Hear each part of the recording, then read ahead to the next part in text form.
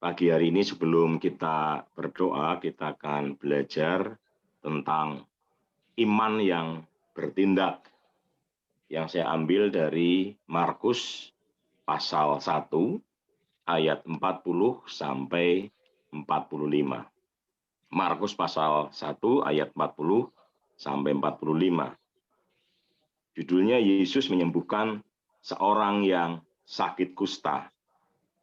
Seorang yang sakit kusta datang kepada Yesus dan sambil berlutut di hadapannya, ia memohon bantuannya, katanya, "Kalau engkau mau, engkau dapat mentahirkan aku."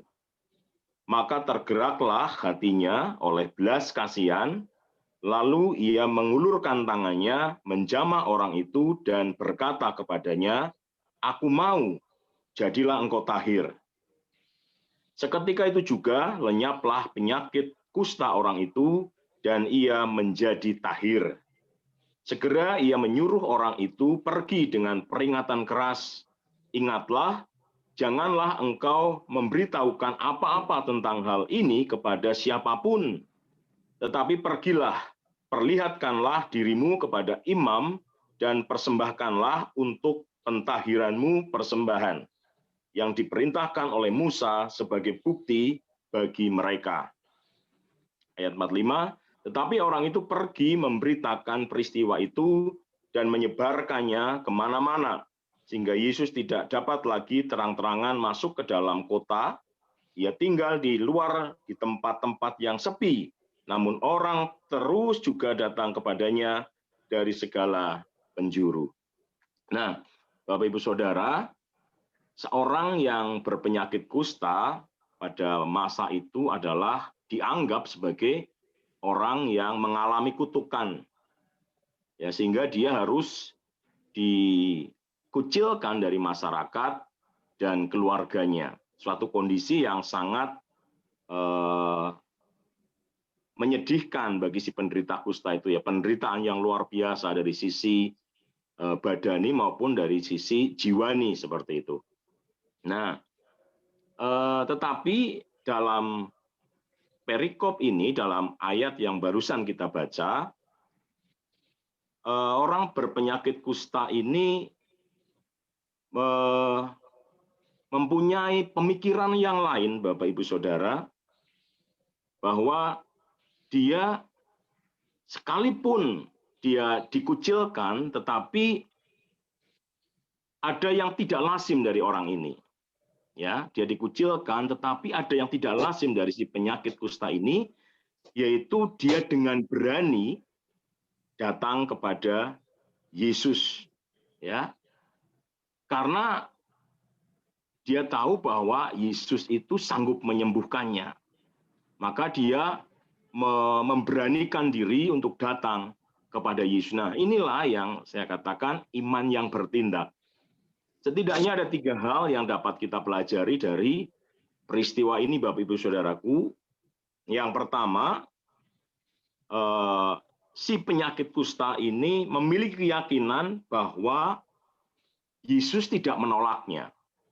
Jadi dia punya keyakinan bahwa Yesus tidak menolaknya ketika ia datang. Makanya dengan berani ia menghampiri Yesus. Ya, dia dengan berani menghampiri Yesus, bukan hanya menghampiri saja, tetapi Alkitab katakan di situ bahwa dia segera berlutut dan meminta pertolongan kepada Yesus. Jadi dia tidak sekedar percaya bahwa dia bisa disembuhkan oleh Yesus, tetapi dia bertindak. Dia memberanikan diri untuk menghampiri Yesus dan berlutut di hadapannya.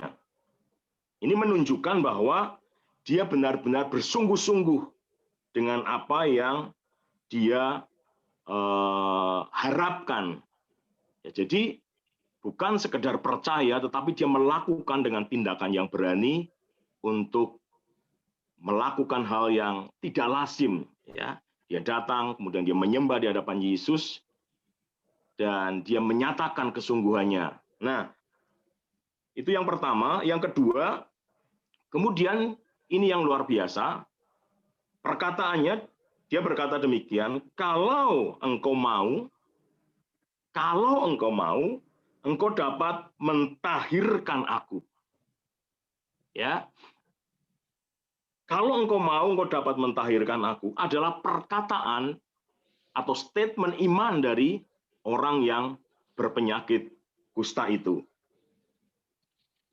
Nah, ini mengajarkan kepada kita, Bapak Ibu Saudara, bahwa dalam setiap doa dan permohonan kita ya kepada Tuhan, biarlah kehendak Tuhan saja yang jadi.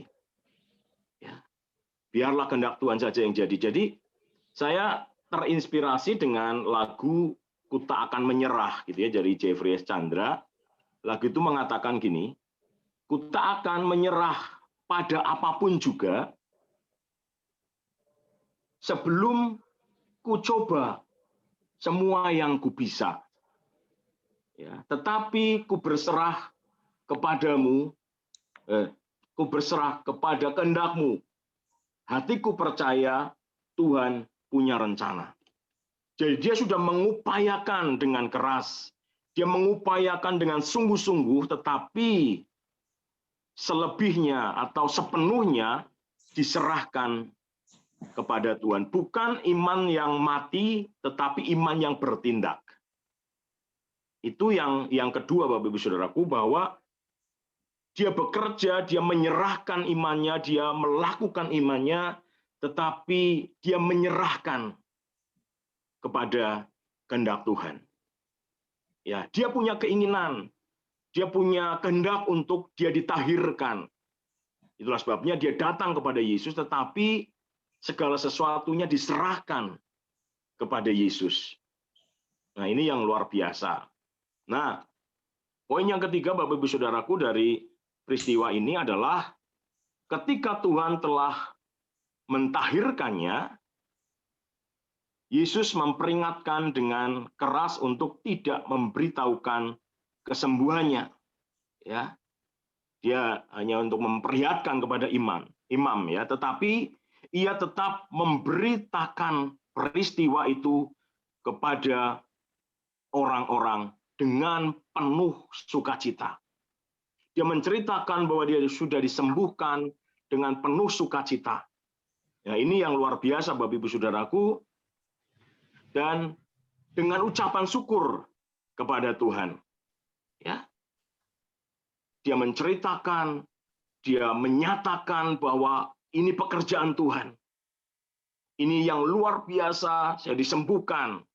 Nah, seperti itu. Nah, ini memberikan sebuah bagi kita gitu, bahwa hidup dalam iman itu memerlukan keberanian. Jadi hidup di dalam iman itu memerlukan keberanian. Ya. Berani percaya dan berani bertindak.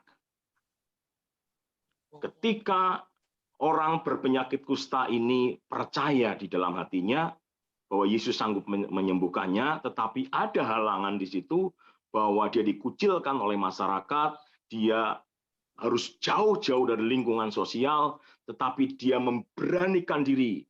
Dia dengan berani datang kepada Yesus, dengan sungguh-sungguh dia sujud di hadapan Yesus. Dan itu adalah iman yang disertai dengan tindakan yang berani. Dan itulah yang menggerakkan hati Allah atau menggerakkan hati Yesus untuk menolong si kusta.